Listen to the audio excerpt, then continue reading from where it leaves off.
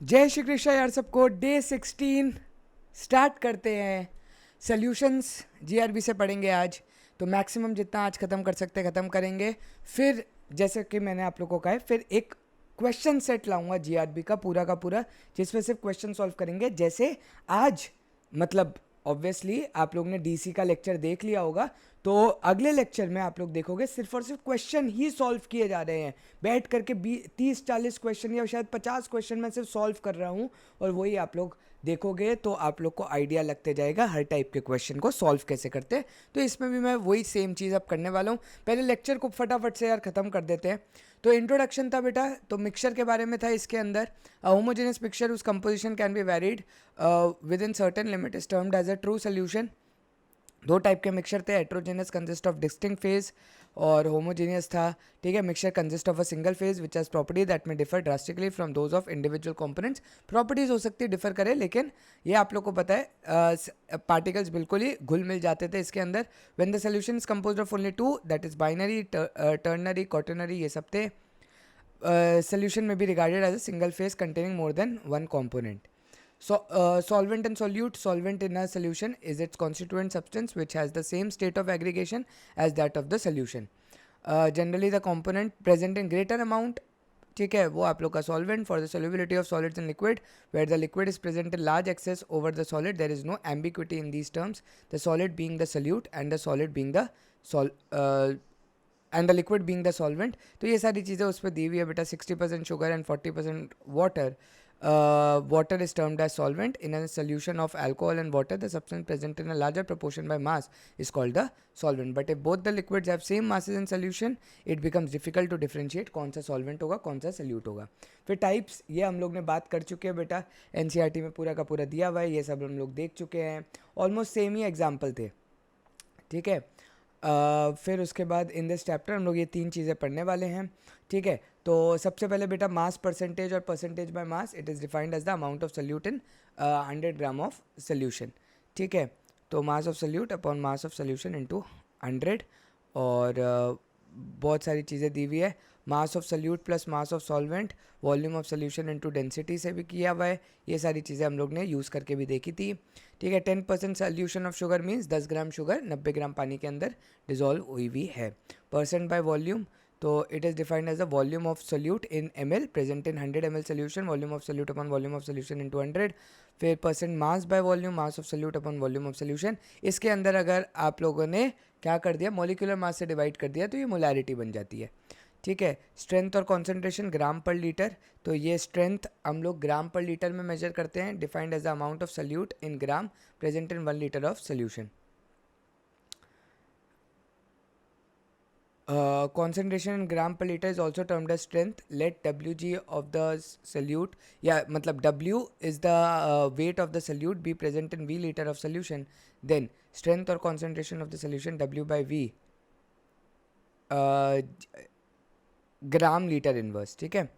Strength की ये value है। V is not the volume of the solvent, V is actually the final volume after dissolving a definite quantity. फिर parts पर million, mass of solute upon mass of solution into 10⁶। इसको अगर ध्यान से basically समझे कि कितने आपके पार्टिकल्स 10⁶ अमाउंट ऑफ सॉल्वेंट के अंदर डिजॉल्व होते हैं, ठीक है। तो वो 10⁶ इतना बड़ा होता है कि हम लोग मास ऑफ सोल्यूशन 10⁶ के हिसाब से ही कैलकुलेट कर लेते हैं। फिर उसके बाद मोल फ्रैक्शन है बेटा, ये सारी चीज़ें हम लोग को पता है। टोटल नंबर ऑफ मोल्स से डिवाइड कर दो, मोल फ्रैक्शन ए निकालना है तो पहले मोल्स ऑफ ए निकालो, फिर टोटल नंबर ऑफ मोल्स से डिवाइड कर दो। ये सब होने के बाद ये सब आप लोग को दिया हुआ है, चाहे ए प्लस चाहे बी इज इक्वल टू 1। फिर molality number of moles of solute upon number of kilograms of the solvent, ठीक है। ये आप लोग को पूरा दिया हुआ है, ये दिया हुआ है, ठीक है। ये अलग अलग आप लोग को फॉर्मूले दिए हुए कि कैसे आप लोग सब्स्टिट्यूट कर सकते हो, बट मैं ऑब्वियसली एक ही बोलता हूँ, आप लोग को बस बेस पता होना चाहिए, उसी से आप लोग क्वेश्चन सॉल्व कर पाओगे। Molality is the most convenient method to express the concentration because it involves the mass of liquid rather than their volume. It is also independent of the variation in temperature, ठीक है। तो ये independent of temperature होता है, हम लोग को पता है क्योंकि इसमें अंदर वॉल्यूम इन्वॉल्व नहीं है। And it is the most convenient way, क्योंकि ये सिर्फ मासेस इन्वॉल्व करता है, वॉल्यूम नहीं, क्योंकि वॉल्यूम टेम्परेचर डिपेंडेंट होती है। Molality and solubility are related to the following. Molality is equal to solubility into 10 divided by molecular mass of the solute. तो ये इन्होंने बताया, solubility is mass of solute in gram upon mass of solvent into 100। तो ये solubility का formula है, mass of solute upon mass of solvent. पता नहीं कहाँ गए, ठीक है। मोलारिटी हम लोग को पता है number of moles of solute upon volume of solution, ठीक है।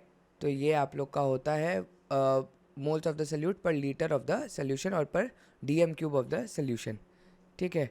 तो ये आप लोग का आंसर है। मोलारिटी सेकंड मेथड ये इन्होंने डेंसिटी से देखो फाइनली डिराइव किया हुआ है, बट हम लोग तो बेसिकली लिख करके भी बात कर लेते हैं। तुम लोग अगर ये फॉर्मूला लर्न कर सकते हो तो वेल एंड गुड है, तुम लोग बहुत ज़्यादा जल्दी अप्लाई कर पाओगे बहुत सारे क्वेश्चंस के अंदर, ठीक है। मोलारिटी ऑफ डाइल्यूशन सबसे इंपॉर्टेंट है, before dilution after dilution moles आप लोग के सेम रहते हैं, तो M1V1 is equal to M2V2 जो हम लोग ने बात की है। Molarity of mixing, let there be 3 sample of solution containing same solvent and solute with their molarity respectively. These solution are mixed. Molarity of mixed solution may be given as M1V1, M2V2, M3V3 is equal to MR V1 plus V2 plus V3. That is resultant molarity into sum of all the volumes. ठीक है, तो यहाँ पर जैसे दिया हुआ है 1 molar is 1 molarity, semi-molar m by 2, decimolar m by 10, centimolar m by 100, millimolar m by 1000. Relationship between molarity and molality ये आप लोग का बेटा बहुत ज़्यादा यूज़ में आता है। 1 by molality is equal to rho, जो कि डेंसिटी आप लोग को दी हुई होती है। देखो ये क्वेश्चन अगर आप लोग लगाओगे ना तो ये डायरेक्टली 1 स्टेप में आप लोग का आंसर आ जाता है। हम लोग वो क्वेश्चन करते थे मोलालिटी से मोलालिटी ढूंढना है तो वो डेंसिटी लिखते थे, वो करते थे। तुम लोग अगर ये डायरेक्टली फॉर्मूला रन कर सकते हो तो obviously that can be also very beneficial for you कि भाई एक स्टेप पे आंसर आ रहा है। बाकी कितने फार्मूला लर्न करोगे वो तुम्हारे ऊपर डिपेंड करता है। तुम्हें प्रो बनना है तो फार्मूला लर्न कर लो, तुम्हारा टाइम बचेगा। Relation between molarity m and the mole fraction, let m be the molarity of solution and चाहे b be mole fraction of solvent and solute respectively. Suppose Na and Nb moles of solvent and solute are mix to form solution. तो ये आप लोग का moles total mass ढूंढने के लिए ये किया है, फिर डेंसिटी से ये किया है, फिर ये वैल्यू इतना बड़ा इन्होंने प्रूफ बताया। फिर आता है बेटा नॉर्मेलिटी, जो कि बहुत ज़्यादा काम में एक्चुअली में आजकल आने लग गया। जेई में क्वेश्चन किसी एक सेट में नॉर्मेलिटी के बेसिस पर आ जाते हैं, तो आप लोग को ध्यान रखना normality it is defined as the number of gram equivalents of solute present per litre of solution, it is denoted by n।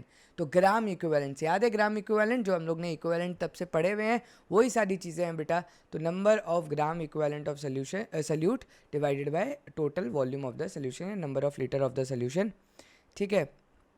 ये देखो सो नॉर्मेलिटी देखो let W be the gram of the solute of equivalent mass, जिसका equivalent मास दिया हुआ है, ठीक है। तो यहाँ पर ये जो बेटा ग्राम इक्विवेलेंट आप लोग को निकालना होता है, जैसे आप लोग मोल्स निकालते हो ना, मोल्स में क्या करते हो आप लोग weight divide by molecular mass, given mass upon molecular मास। यहाँ पर भी गिवन मास अपॉन इक्विवेलेंट मास हो जाता है, तो इसको बोलते हैं ग्राम इक्विवेलेंट निकालना, ठीक है। इक्विवेलेंट मास निकालना हम लोग को पता है atomic mass divided bye valency है ना, कल जो पढ़ा था हम लोग ने लेक्चर के अंदर, ठीक है। तो बस ये चीज़ है। मेरे पास इसका ना जीआरबी का दूसरा वर्जन भी पड़ा है जिसके अंदर न्यूमेरिकल्स हार्ड लेवल वाले हैं। तो ऑब्वियसली मैं जब अभी करवाऊंगा तुम लोग को PYQs के साथ, पहले न्यूमेरिकल्स जो करवाऊंगा वो उस बुक से करवाऊंगा, उसके जो लेकर के आऊँगा। अब वही है, मेन टारगेट है एक्स्ट्रा में 50 to 60 क्वेश्चंस करना, 30 के 2 राउंड्स आप लोग ले लो, आप ऐसा समझ लो, एक्स्ट्रा क्वेश्चन करके फिर PYQs करना, तो आप लोग को एक पूरा का पूरा एक आइडिया लग जाएगा कि चल क्या रहा है। Let W be gram of the solute of equivalent mass EB be present in V litre of the solution then. तो ये आप लोग को बेटा पूरा का पूरा सॉल्व करके बताया। तो strength of the solution is normality into equivalent mass. तो ये होता है 1 normal, semi normal, deci normal, ये सारी चीज़ें होती है। Relationship between normality and molarity, तो molarity into molecular mass is strength. मैंने बताया था स्ट्रेंथ को अगर आप लोग मॉलिक्यूलर मास से डिवाइड कर दो तो आप लोग का मोलारिटी आ जाता है, और which is equal to normality into equivalent mass. So normality upon molarity is equal to molecular mass upon equivalent mass, that is n। Normality is equal to n into molarity, ठीक है। तो ये molecular mass divided by equivalent mass, तो n क्या है, valency factor, ठीक है। जो वैलेंसी आप लोग की आती है वो n है यहाँ पर, ठीक है। तो बस ये सारी चीज़ें हैं। चलो एक लास्ट चीज़ आती है बेटा फॉर्मेलिटी, ठीक है। जो फॉर्मेलिटी मुझे करनी पड़ रही है यहाँ पर, it is the number of formula mass in gram present per litre of solution, ठीक है. In case formula mass is equal to molecular mass, formality is equal to molarity. Like molarity and normality, the formality is also dependent on temperature, क्योंकि volume इसके अंदर है. It is use for ionic compounds in which there is no existence of a molecule. Mole of ionic compound is called formal and molarity is known as formality for an compound. ठीक है. तो अब बेटा सीधा हम लोग बात करते हैं, बेटा क्वेश्चंस की बात करते हैं हम लोग. ठीक है. तो ठीक है, तो अब हम लोग क्वेश्चंस की बात करेंगे यहाँ पर. Example 1, calculate the masses of cane sugar and water required to prepare 250 gram of 25% cane sugar solution. तो आप लोग को 250 ग्राम बनाना है. तो बहुत ही बेटा लॉजिकल बात है. Calculate the mass of cane sugar and water required to prepare 250 gram of 25% cane sugar solution. तो 25% केन शुगर सोल्यूशन का क्या मतलब है कि 100 ग्राम में 25% जो आपका है, 100 ग्राम में 25 ग्राम जो आप लोग का है वो क्या होगा, केन शुगर होगा. तो 250 ग्राम में कितना केन शुगर आएगा बेटा, आप लोग कैलकुलेट कर सकते हो. सिंपल सी बात है. ठीक है. तो 100 ग्राम में अगर 25 है तो 250 ग्राम में कितना होगा, 250 इंटू 25 डिवाइडेड बाय 100, तो 62.5. और मास ऑफ वाटर क्या हो जाएगा, केन शुगर को हटा दो सोल्यूशन के मास से. ठीक है. Solution minus solute will give me solvent. तो ये देखो, ये मुंह बोले हो सकते हैं. एग्जाम्पल तो इनके वैसे भी मुंह बोले हो ही सकते हैं. ठीक है. ये तो मैंने आप लोग को दिखाया है. इसको भी मैं आप लोग को बस डायरेक्टली वो लिख करके दिखा देता हूँ कि भाई सिंपल सी बात है. मतलब बस जानो कि भाई 25% केन शुगर सोल्यूशन. ठीक है. तो 100 ग्राम में 25 ग्राम आपका केन शुगर है, तो 250 ग्राम में आपका कितना ग्राम केन शुगर होगा, तो वो आएगा 62.5. तो 250 ग्राम में से अगर 62.5 केन शुगर है तो माइनस कर दो, आंसर आ जाएगा पानी का. Calculate the molarity of the following solutions. तो मोलैरिटी आप लोग को निकालनी है. 4 ग्राम ऑफ कॉस्टिक सोडा कितने होते हैं, caustic soda NaOH 4 divided by 40 whole divided by 0.2, तो 1/10 डिवाइड बाय 0.2, 1/2, 0.5 आंसर. देखो मुंह बोला. ठीक है. ये सब आप लोग का डायरेक्ट है बेटा. 5.3 gram of anhydrous sodium carbonate. Anhydrous मतलब उसके अंदर पानी नहीं है, तो Na2CO3 ले लो सोडियम कार्बोनेट के फॉर्मूला को. उसका मॉलिक्यूलर मास 106 होता है, तो 5.3 divide by 106 whole divided by 0.1. तो कैलकुलेट कर लेना बेटा, बहुत ही सिंपल सा है ये भी. इसका भी 0.5 है आंसर. वाह क्या बात है.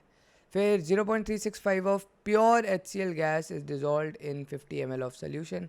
तो वही है, HCl का फॉर्मूला होता है 36.5. डिवाइड करोगे तो मोल्स आ जाएंगे, डिवाइडेड बाय 0.05. ठीक है. 0.05 ही होगा ना, 50. हाँ ठीक है ना. तो कैलकुलेट करो, 0.2 आंसर आ जाएगा. ठीक है. तो ये भी आप लोग का काम खत्म. अब देखो, the density of a solution containing 13% mass of sulphuric acid is this, calculate the molarity. तो अगर तुम लोग को याद हो, इसी टाइप का हम लोग ने उसके लिए किया था. किसके लिए किया था हम लोगों ने, HNO3 के लिए किया था. ये सेम टाइप का क्वेश्चन आप लोग का NCERT का क्वेश्चन है. तो अब देखो, अब हम लोग देखते हैं कि इन्होंने क्या किया है. हम लोग ने तो किया वही है, इन्होंने क्या किया इसको देखते. क्या हम लोग के पास कोई ईजी वे है, या हम लोग की जो अप्रोच थी वही बेस्ट है. तो इन्होंने volume of 100 gram of the solution निकाल लिया. उन्होंने माना मास को. ठीक है. याद करो, मैंने तुम्हें समझाया था कि क्यों मानना है. ठीक है. तो मैंने तुम लोग को इस पर क्लैरिटी ऑफ थॉट दिया था कि मानना ही क्यों है. तो density of a solution containing 13% mass of sulphuric acid. तो मैंने तुम लोग को बताया 13% का मतलब क्या है. 13% इज आप लोग का मास ऑफ सल्फ्यूरिक एसिड या फिर मास of solute divided by mass of solution.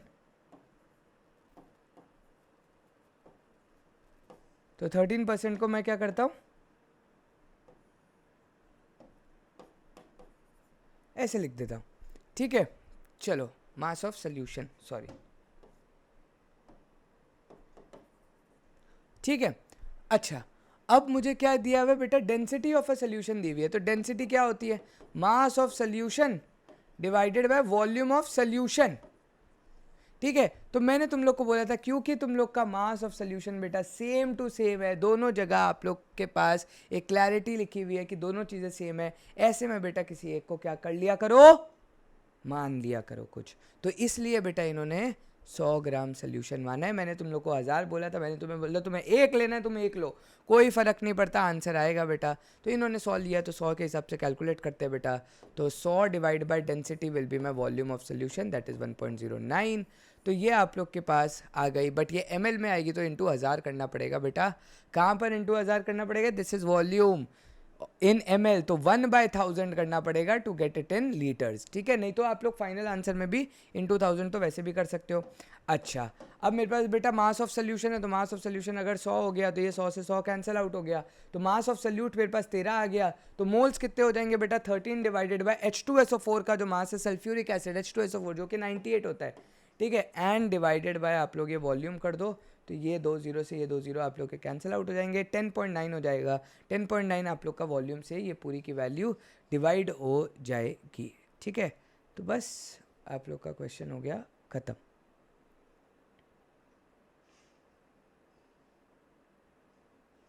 ठीक है, 1 डिवाइड बाय 10.9 इधर लिख दो, इंटू 1 डिवाइड बाय 10.9, तो 10.9 ऊपर चला जाएगा, तो 13 इंटू 10.9 डिवाइडेड बाय 98।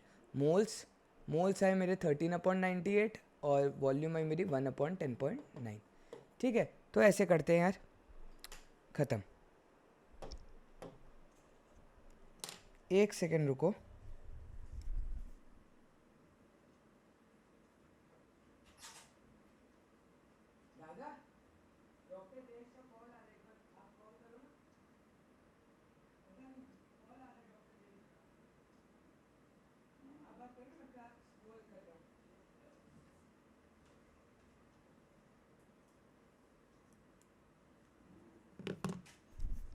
चलो तो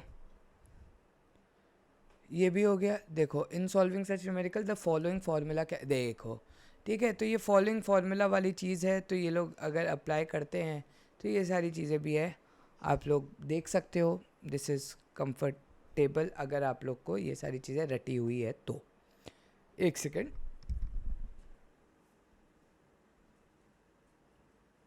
चलो तो बस calculate the molarity of pure water, density is 1 ग्राम पर ml। तो मोलैरिटी ऑफ प्योर वाटर निकालना है, डेंसिटी दी हुई है आप लोग को, ठीक है। मोल्स आप लोग को निकालना है, उसके लिए आप लोग क्या करोगे, एक वॉल्यूम को फिक्स कर लो, वॉल्यूम फिक्स कर लो 1000 ml, मतलब 1 लीटर फिक्स कर लो। 1 लीटर में आपको 1000 ग्राम मिलेंगे, 1000 ग्राम से मास ऑफ सल्यूट मिल गया, तो मोल्स ऑफ वाटर निकाल लेना, डिवाइडेड बाय आप लोग क्या करो, वॉल्यूम कर देना, तो आप लोग का आंसर आ जाएगा। तो ये बहुत ही ज़्यादा सिंपल है, इसको मैं एक्सप्लेन इतना कुछ खास कर नहीं रहा हूँ। Calculate the quantity of sodium carbonate required to prepare 250 ml m/10 solution. तो सिंपल सी बात है, आप लोग के पास मास इंटू वॉल्यूम आप लोग के मोल्स होते हैं बेटा, ठीक है। तो mass sorry molarity into volume आप लोग के मोल्स होते हैं बेटा, ठीक है। तो आप लोग को वॉल्यूम यहाँ पर दी हुई है,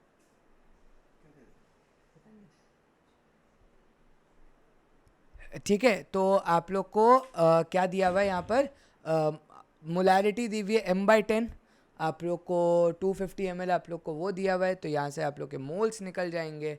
moles is molarity into volume. Moles आप लोग क्या होता है, गिवन मास अपॉन मॉलिक्यूलर मास, मॉलिक्यूलर मास से डिवाइड करोगे, m1v1 into molecular mass will give you the final formula, ठीक है। तो सिंपल सी बात है, 1/10 m/10 सोल्यूशन का मतलब होता है 1/10 उसकी मोलैरिटी आई है, ठीक है। अभी अभी हमने पढ़ा था डेसी नॉर्मल हुआ ना, डेसीमोलर हुआ ना, ठीक है। सो 1/10 इज आप लोग की मोलैरिटी, वॉल्यूम कितनी है 250 ml है, तो 0.25 लीटर, तो 0.25 into 250 into 106 will be your answer, ठीक है। देखो 1/10 into 0.25 into 106 will be your answer. तो डायरेक्टली ये चीज़ हम लोग को पता लग रही है। क्या हम लोग ने किया है बेटा, बहुत ही लॉजिकल, वापस बताया तो molarity is equal to moles divided by volume होता है, molarity into volume is equal to moles होता है, मोल्स होता है given mass upon molecular mass, ये मॉलिक्यूलर मास जाके उधर मल्टीप्लाई हो गया, तो molarity into volume into molecular mass is equal to आप लोग के मोल्स आ गया। तो मोलैरिटी 1/10 दी हुई है, वॉल्यूम 0.25 दिया हुआ है, एंड मॉलिक्यूलर मास 106 दिया हुआ है। कैलकुलेट मारो, काम ख़त्म, ठीक है। चलो, 214.2 gram of sugar syrup contain this much gram of sugar, calculate molality of the solution and mole fraction of sugar. तो ये भी बेटा बहुत ही डायरेक्ट है, ठीक है। हम लोग सिंपली क्या करेंगे, आप लोग को 214.2 gram of sugar syrup contain 34.2 gram of sugar. तो यहाँ से आप लोग को अब ये केस दूसरा हो गया। देखो अभी तक आप लोग क्या करते, बेसिक जो दिमाग लगाते उसके अंदर क्या दिमाग लगाते कि भाई 342 ग्राम्स आप लोग का शुगर जब होता है तो आप लोग 342 ग्राम्स आप लोग का शुगर होता है। अब आप लोग को यहाँ पर 214.2 ग्राम ऑफ शुगर सिरप दिया हुआ है जिसके अंदर आप लोग को ये चीज़ दी हुई है, ठीक है, कि इतना अमाउंट शुगर का है। अगर इतना अमाउंट मुझे शुगर का पता है तो ऑब्वियसली मेरे पास गिवन मास ऑफ शुगर है, मेरे पास गिवन मास ऑफ शुगर है तो मैं मोल्स ऑफ शुगर ढूंढ सकता हूँ। मैं मोल्स ऑफ शुगर, देखो पहले आप लोग समझो कि चीज़ें क्या है। मेरे पास मोल्स ऑफ शुगर आ गए, जितने मोल्स आप लोग के, देखो थोड़ा बेसिकली दिमाग लगाओ, इसको मैं चलो तोड़ करके बता दूँ तुम्हें और बेस्ट बताता हूँ। तुम्हारे पास एक शुगर सोल्यूशन है, ठीक है, जिसके अंदर बेटा हमेशा अगर नहीं दिमाग लगता ना तो ऐसे किया करो, सल्यूट होता है, सॉल्वेंट होता है। सल्यूट कितना है बेटा 34.2 ग्राम, सॉल्वेंट कितना है बेटा, इसको माइनस कर दो, 34.2 माइनस कर दोगे तो आप लोग का 180 बन जाएगा। 180, ठीक है, ये चीज समझ में आया। अब आप लोग को निकालना क्या है, मोलैलिटी निकालना है। तो मोलैलिटी मतलब मोल्स ऑफ सल्यूट अपॉन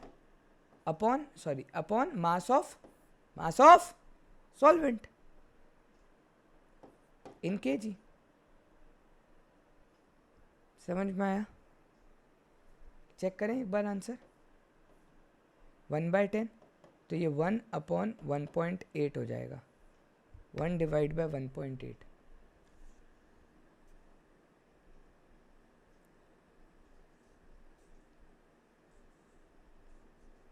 वैसे तो यही आंसर आना चाहिए। हाँ ठीक है, ये आंसर आ गया।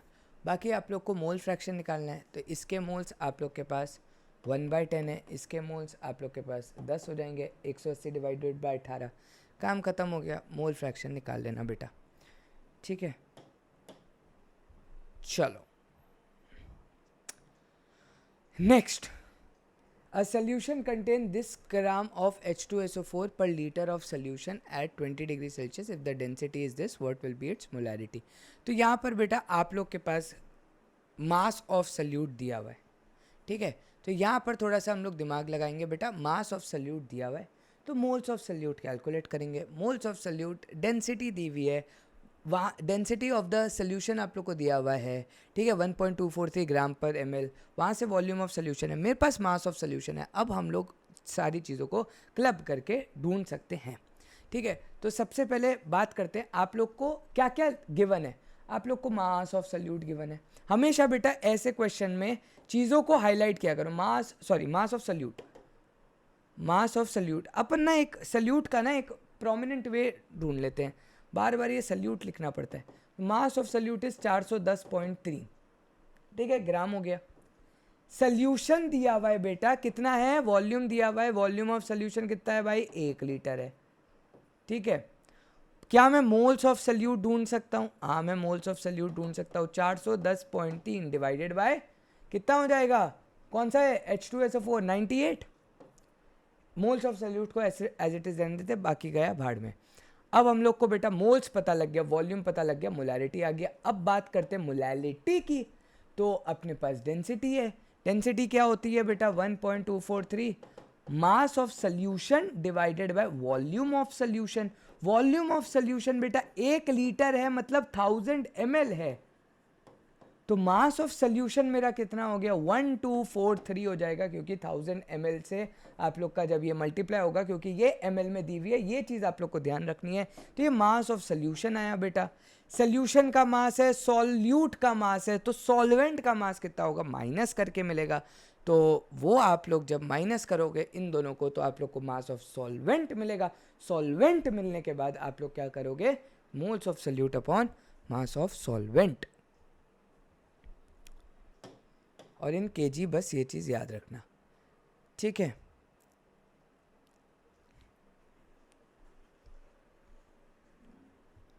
Example 8, the density of a 2.03 molar solution of acetic acid in water is 1.017 ग्राम पर ml. Calculate the molality.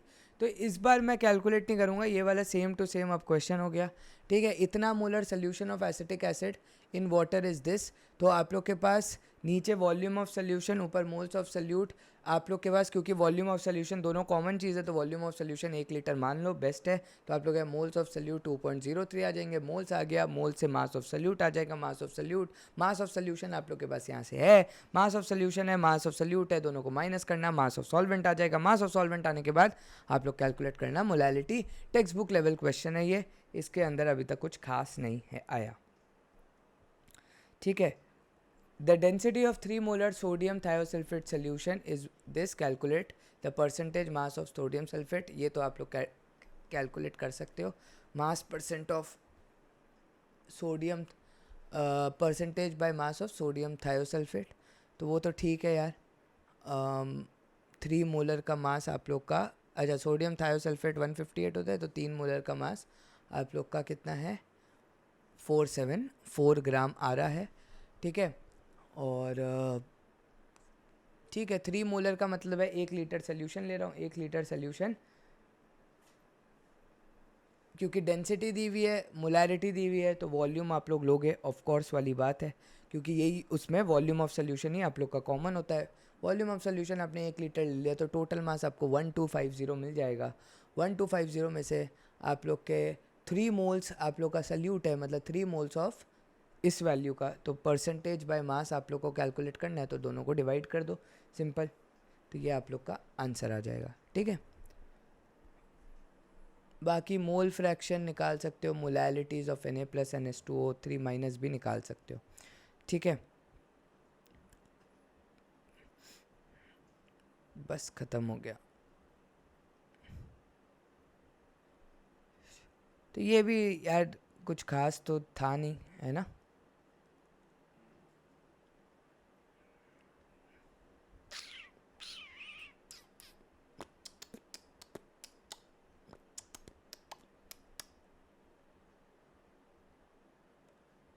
A solution is prepared by dissolving 5.64 gram of glucose in 60 gram of water.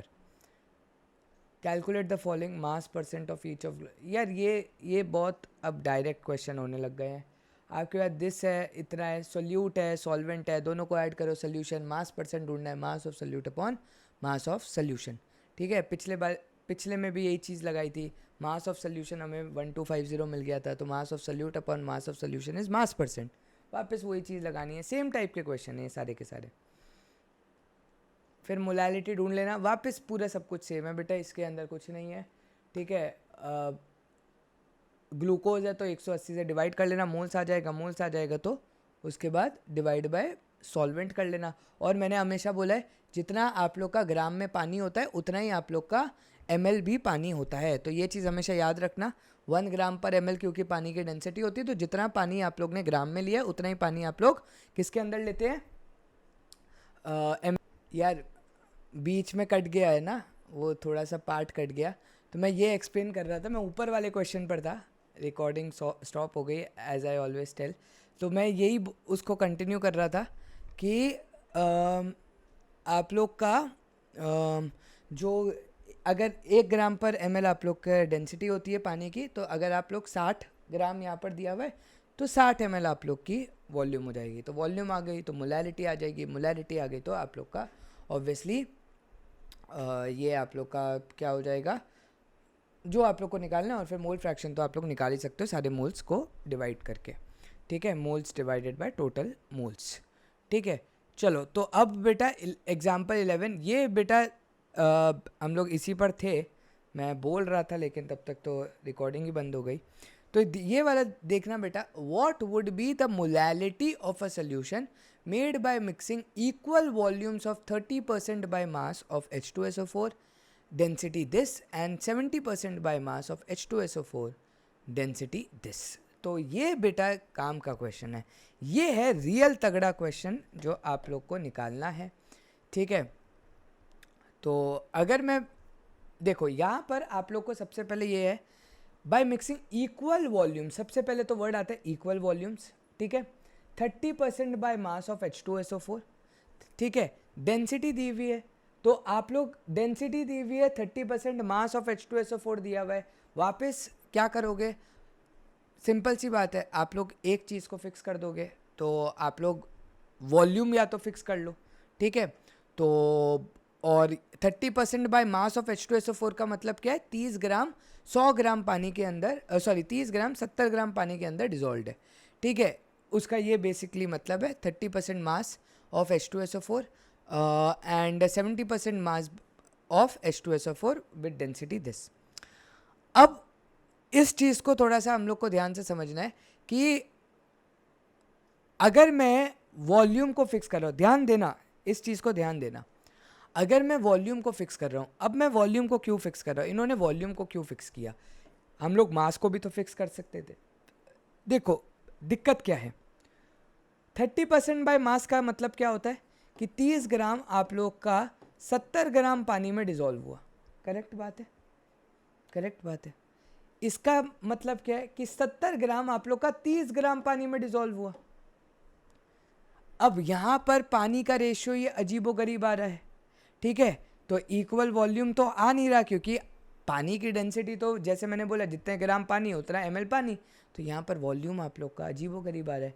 तो इससे अच्छा ये है कि आप लोग को वॉल्यूम को फिक्स करके फिर सारी चीज़ों को कैलकुलेट करो। तो अगर मैं बेटा वॉल्यूम को फिक्स कर देता हूँ जो कि 1000 ml है, ये जो फिक्सिंग है ना बेटा, कि किसको कौन से क्वेश्चन में क्या करना है, वो समझने की सबसे ज़्यादा ज़रूरत है कि आप लोग आपके क्वेश्चन को आसान कैसे बना सकते हो। तो मैं क्या करूँगा, 100 ml देखो इन्होंने फिक्स कर दिया, 100 ml फिक्स हो गया, मतलब आप लोग का 100 ग्राम फिक्स हो गया, 100 ग्राम फिक्स हो गया, ठीक है।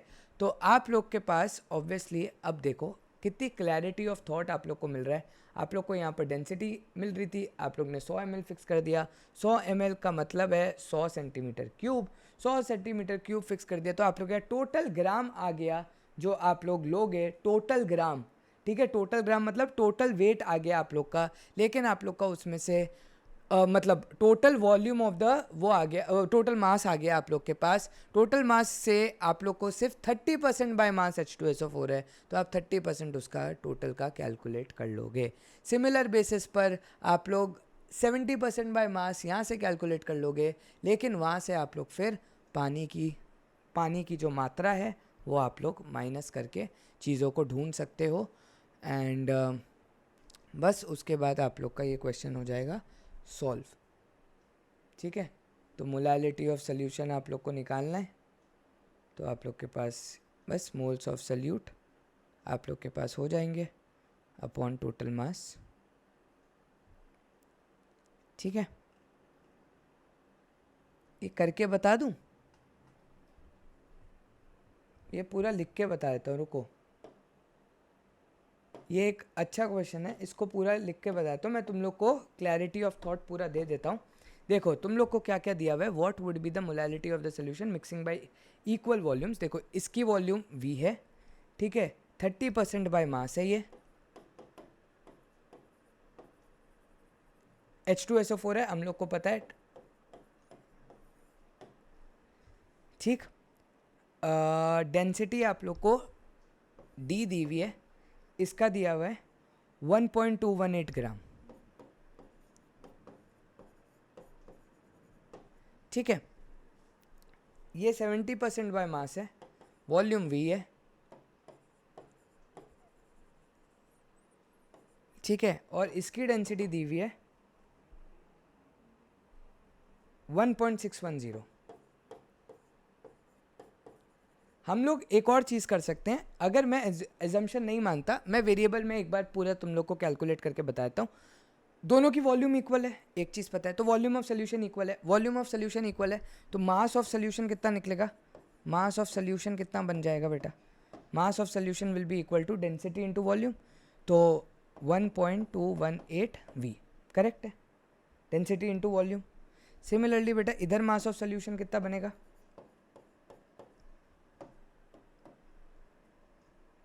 1.610 V।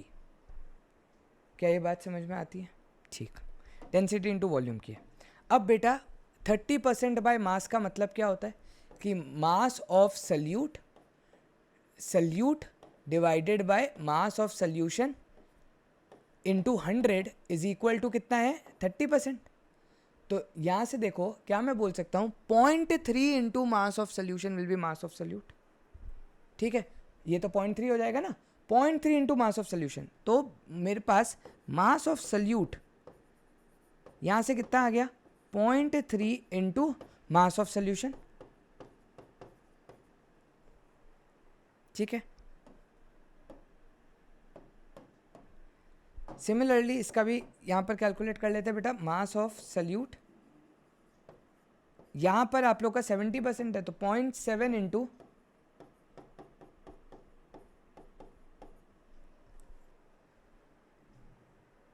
समझ में आया ये चीज़? ठीक है, अभी तक आप लोग के पास मास ऑफ सोल्यूट आ गया, मास ऑफ सोल्यूट आ गया, total mass of the solute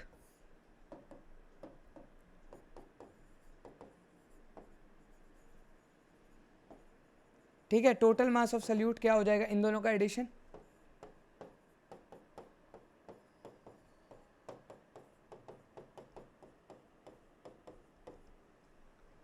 ठीक है, अगर मुझे इसी में मोल्स ऑफ सोल्यूट अगर कोई बोले डिवाइड बाय मॉलिक्यूलर मास, क्योंकि H2SO4 को ही डाले। ठीक है, टोटल मास ऑफ सोल्यूट, क्योंकि मेरा पूरा का पूरा H2SO4 है, तो या तो आप इंडिविजुअल मोल्स भी ढूंढ सकते थे, इसके मोल्स कितने आ रहे, इसके मोल्स कितने आ रहे, टोटल को ऐड कर देते, total number of moles of solute मिल जाता। अब बेटा मुझे तो मोलैलिटी ढूंढनी है। मोलैलिटी में क्या होता है समझो, मोल्स ऑफ सोल्यूट आ गए मेरे पास, डिवाइडेड बाय होता है बेटा mass of solvent. Mass of solvent, अब मैं मास ऑफ सॉल्वेंट कैसे निकालूं बेटा, क्वेश्चन ये रेज होता है। तो मेरे पास मास ऑफ सोल्यूट है, मेरे पास मास ऑफ सोल्यूशन है, दोनों को माइनस करके, तो यहाँ से आप लोग का 0.7 इंटू वो बन जाएगा। ठीक है, इन दोनों को जैसे ही आप लोग माइनस करोगे देखो, तो आप लोग का अब कुछ इस प्रकार पूरा आंसर बनेगा। ठीक है, ये आप लोग का, इधर से मैं v कॉमन ले लेता हूँ, 0.3 into 1.218 plus 0.7 into 1.610 whole divided by आप लोग का 98 है। एंड नीचे आप लोग का क्या हो जाएगा देखो, मास ऑफ सोल्यूशन माइनस दिस, तो 1.218v आप लोग का कॉमन हो जाएगा, तो 1 माइनस 0.3 इज 0.7, तो 0.7 इंटू 1.218v, तो इधर भी v कॉमन, प्लस 0.3 उस केस में हो जाएगा। ठीक है, अब बेटा आप लोग को सिर्फ और सिर्फ यहाँ पर कैलकुलेट करना है।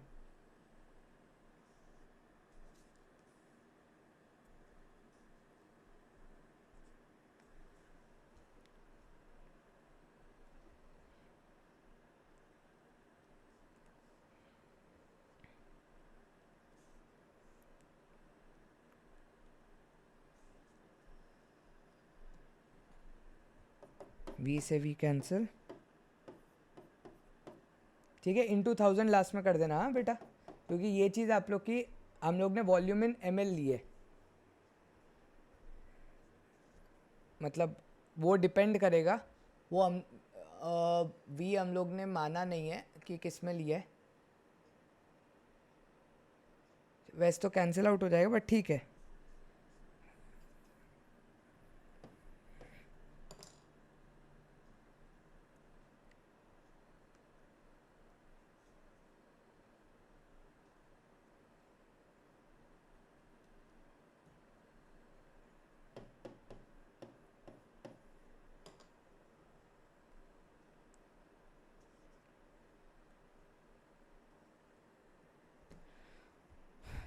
चेक करें, करेक्ट, ठीक है, इंटू 1000 जो मैंने बोला, तो 0.0 आप लोग का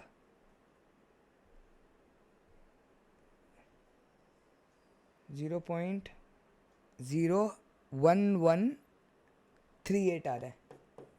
ठीक है, ये आप लोग का आ रहा है, इंटू 1000 करोगे तो टक टक टक 11.38 विल बी योर आंसर, जो आप लोग का दिया हुआ है 11.4। ठीक है, तो ऐसे बेटा आप लोग दिमाग लगा सकते हो, बेसिक दिमाग लगाना है, ज़्यादा दिमाग इसमें आप लोग को खर्च करना नहीं है, टू बी वेरी ऑनेस्ट। ठीक है ना, चलो नेक्स्ट है बेटा, the mole fraction of this in an aqueous solution is 0.2 and its density is this, determines it's molarity and this. तो अब मोल fraction of solution, mole fraction of CH3OH दिया हुआ है,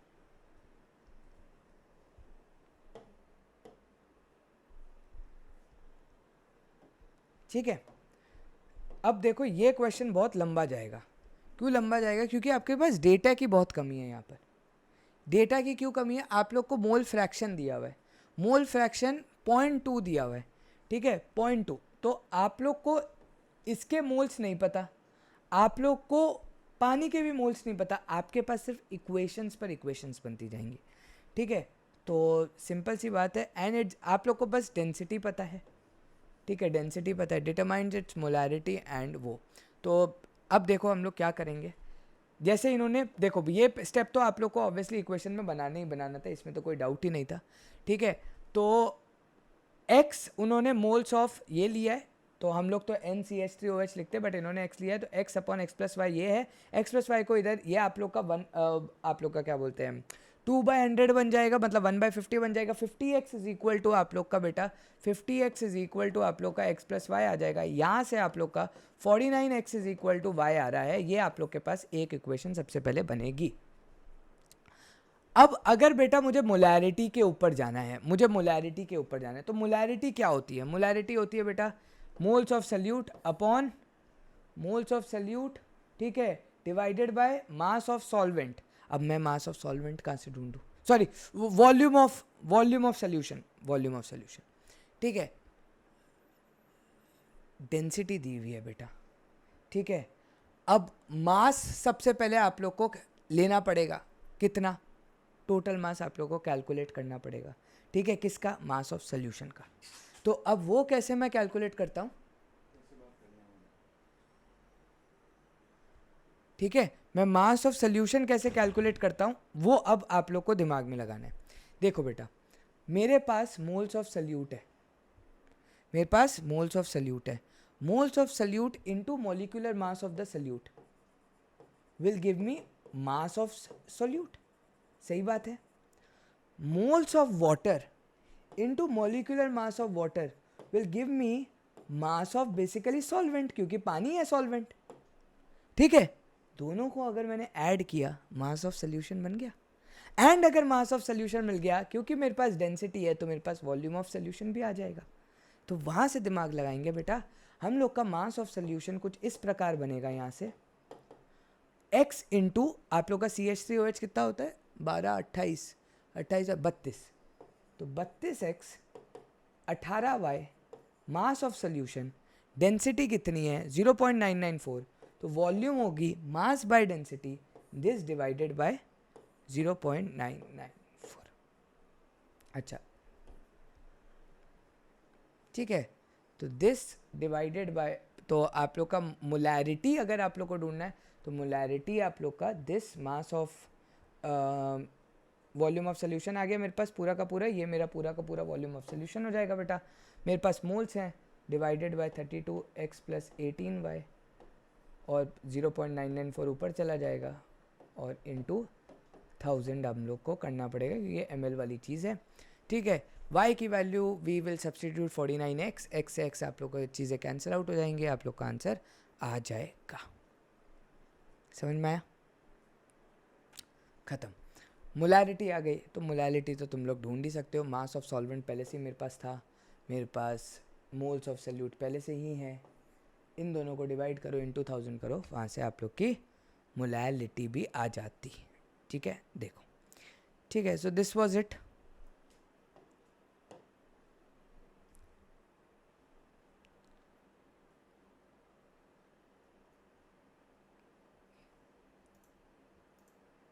चलो, तो अब है नेक्स्ट चीज़, how many Na plus ions are present in 50 ml of 0.5 molar solution of NaCl। तो कितने आप लोग के पास Na प्लस आयन्स हैं present in 50 ml of 0.5 molar? तो ये वाले क्वेश्चन बेटा बहुत सारे आते हैं, मतलब आजकल के डेट में इसी टाइप के क्वेश्चन सबसे ज़्यादा आते हैं। एक क्वेश्चन समझोगे, मेरे हिसाब से क्लैरिटी ऑफ थॉट मिल जाएगा। पहले आप लोग को बेटा वही मोल्स के लिए दिमाग लगाना पड़ेगा। आपके पास मोलैरिटी है, आपके पास वॉल्यूम है, molarity into volume will give me moles. तो सिंपली वही करेंगे बेटा, molarity into volume,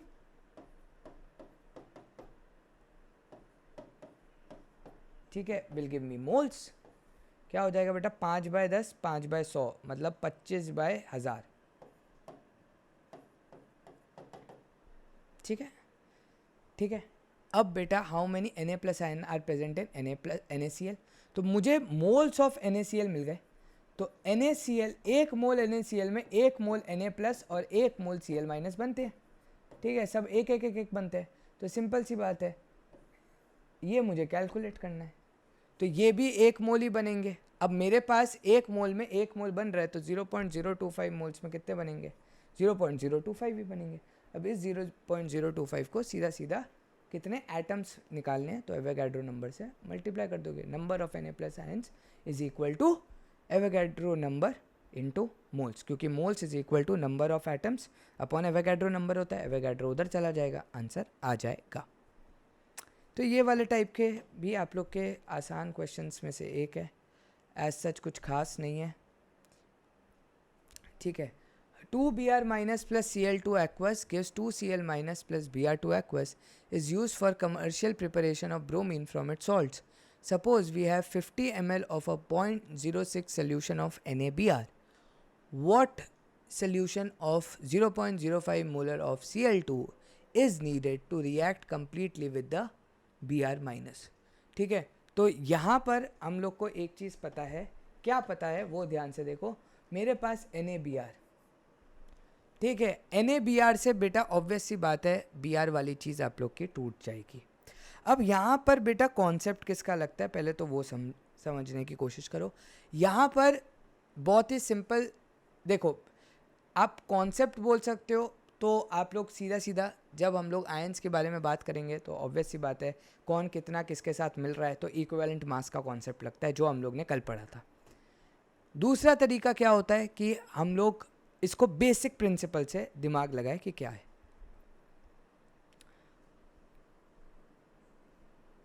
suppose we have 50 ml of 0.06 molar solution, ठीक, 50 ml 0.06 मोलर सोल्यूशन, 0.06 इंटू 50/100 मतलब 50/1000 0.05 कैलकुलेट होगा, तो 6/30 डिवाइडेड बाय आप लोग का 10,000 आएगा, मतलब 3/1000 आएगा।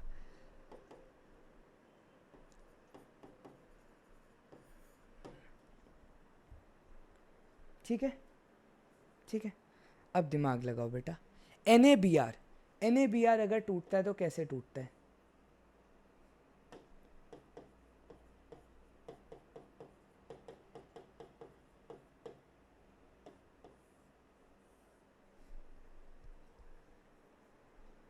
ठीक। नेक्स्ट, हम लोग को पता है कि भाई 3/1000 वो आप लोग का NaBr में Na+ Br- इतने इतने मोल्स उसके बनेंगे। This equation is used for commercial preparation of bromine from its salt. Suppose we have 50 ml of this solution of NaBr. मेरे पास NaBr का इतना solution है. What volume of this solution of Cl2 is needed to react completely with this? तो आप खुद एक चीज़ देखो, NaBr से मेरे तो इतने मोल्स बन रहे हैं, लेकिन मुझे रिएक्शन में तो 2 मोल चाहिए, मुझे रिएक्शन में तो 2 मोल चाहिए, ठीक है। तो अब रिएक्शन में मुझे 2 मोल चाहिए, लेकिन मेरे पास तो टोटल नंबर ऑफ मोल्स कितने बन रहे हैं, 3/1000 ही। बस इस चीज का दिमाग लगाना है बेटा, 3/1000 ही मेरे पास टोटल नंबर ऑफ Br- बन रहे हैं, लेकिन मुझे तो 2 Br- चाहिए। मैं वो कैसे निकाल पाऊंगा, उसका लॉजिक सोचो। मेरे पास टोटल Br- सिर्फ और सिर्फ 3/1000 बन रहे हैं, तो मैं कितने कैसे निकाल करके, मुझे कितने निकालने, 2 Br- को रिएक्ट करवाना है। 2 मोल एक के साथ रिएक्ट करता है, ठीक है, ठीक है। तो अब इसको बेसिक लॉजिक के साथ ढूंढेंगे हम लोग, कैसे, ध्यान देना। 2 मोल Br माइनस 1 मोल Cl2 के साथ रिएक्ट करता है। Cl2 के मोल्स तो ऑब्वियसली हमारे पास कितने हैं बेटा, 0.05 इंटू वॉल्यूम एक्स इन ml, ठीक है, इतने मोल्स हैं। तो इतने मोल्स जब हमारे पास Br होंगे तो वो कितने के साथ रिएक्ट करेंगे बेटा,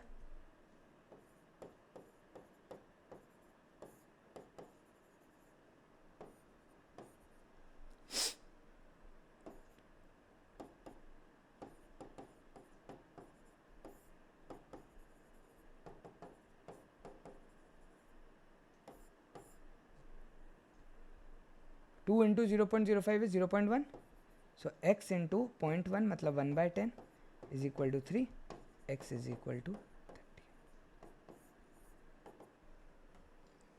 तुम लोग, इन लोग ने क्या किया, हम लोग को लेना देना नहीं है बेटा, हम लोग को बेसिक NaBr जब टूट रहा है तो Na प्लस और Br माइनस में टूट रहा है, ठीक बात। Na प्लस और Br माइनस में अगर NaBr टूट रहा है मतलब मेरे पास 1 मोल Br बन रहा है अगर 1 मोल NaBr होता तो, लेकिन हमारे पास NaBr कितने मोल्स थे, 3/1000 थे, तो 3/1000 Br माइनस बन रहा है। हम लोग को इतना पता है 2 मोल Br माइनस 1 मोल Cl2 के साथ रिएक्ट कर रहा है, ठीक है। तो इतने मोल्स कितने Cl2 के साथ रिएक्ट करेंगे, खत्म हो गई बात, क्योंकि मेरे पास बन तो इतने ही रहे हैं ना। ये तो आप लोग को इक्वेशन बैलेंस दी हुई है, लेकिन बन तो उतने ही रहे, तो उतने मोल कितने Cl2 के साथ रिएक्ट करेंगे वो बस मुझे कैलकुलेट करना है। समझ आई बात, तो वैसे मैंने कैलकुलेट कर लिया,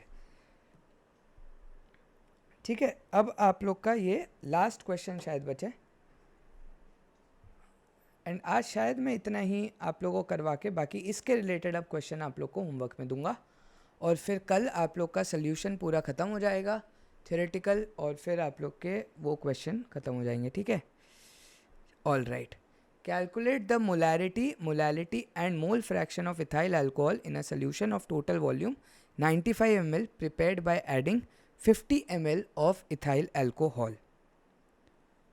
एक सेकेंड, पहले तो मुझे वो देखने दो, ठीक है।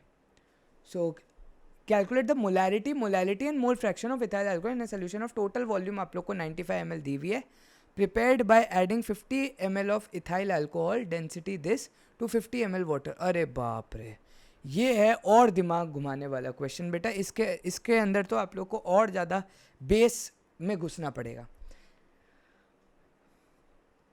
सोल्यूशन का टोटल वॉल्यूम दिया हुआ है,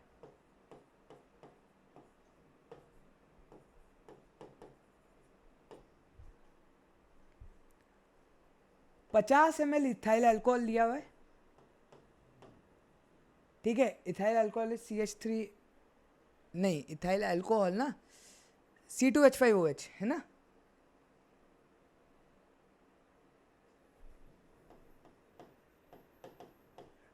चौबीस 40 46, हाँ 46 दिया है ना, ठीक है।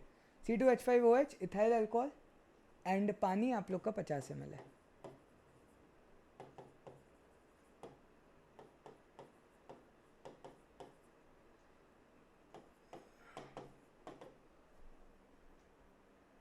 ठीक है।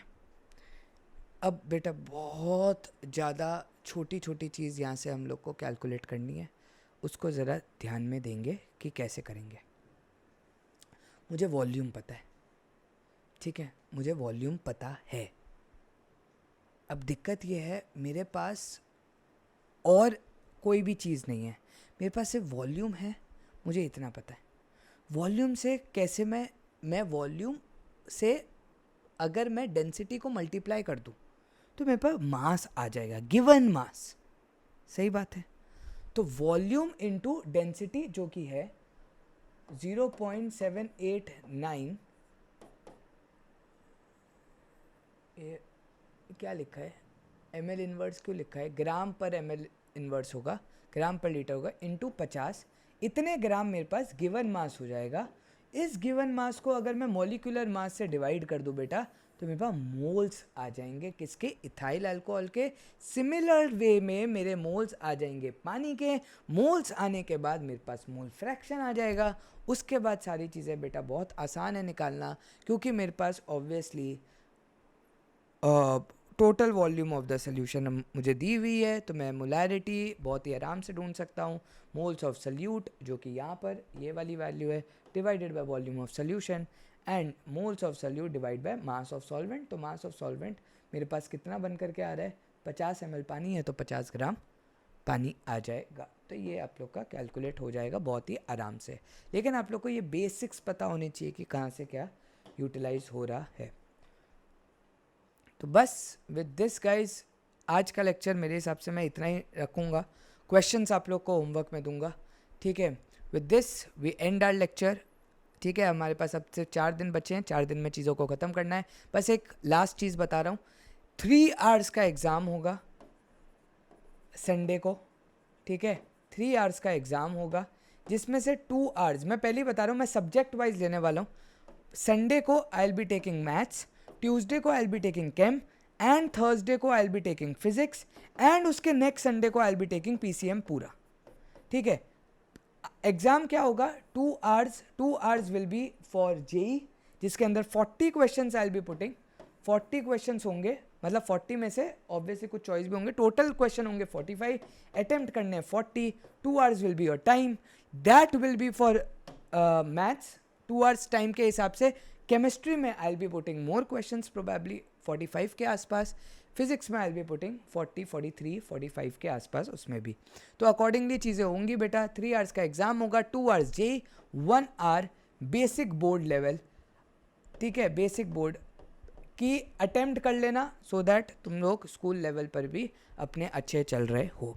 लेकिन ये वाले जो संडे को एग्जाम होगा ये सिर्फ 3 आवर्स पूरा का पूरा मॉक होगा for J. So this is it. जय श्री राम.